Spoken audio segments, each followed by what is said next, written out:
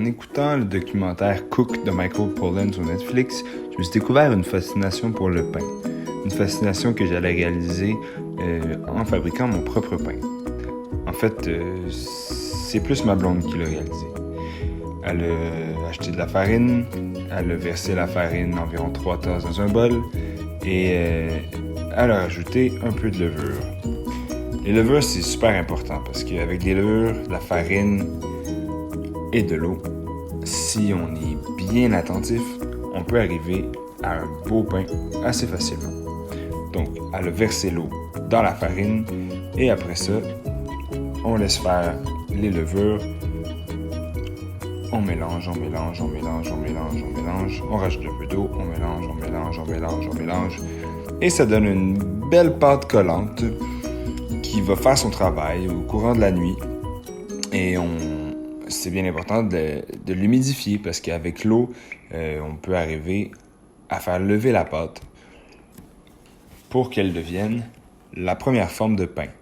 Donc, on va la couvrir toute la nuit et on va attendre. Pendant ce temps-là, il y a bien des choses qui se passent. Il y a des autos qui passent. Il y a ma blonde qui écoute un film. Il y a la pluie qui tombe dehors. Puis il y a le boulevard Saint-Joseph qui est très occupé. En fait, à cette heure-là de la nuit, comme on peut bien le voir. En plus, c'est une nuit qui pleut. Il fait pas beau. Et après ça, la pâte est levée. Il s'est passé quelque chose de magnifique. On peut enfin mettre le four à 450. Et quand il est bien chaud, on sort la cocotte, on la met dans le four avec la pâte et on laisse le four faire son travail.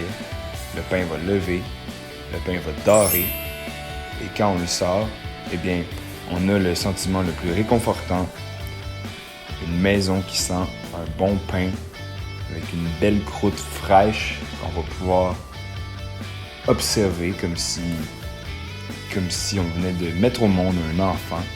C'est un des sentiments les plus réconfortants et dont on est le plus fier, il faut le dire. Comme le témoigne la petite bête de ma copine sur cette photo. Et aussi par le beau résultat que nous donne ce pain. C'est quand même assez fascinant l'air qu'il peut y avoir, qui peut rentrer dans cette masse pour en faire un des éléments les plus délicieux, le pain.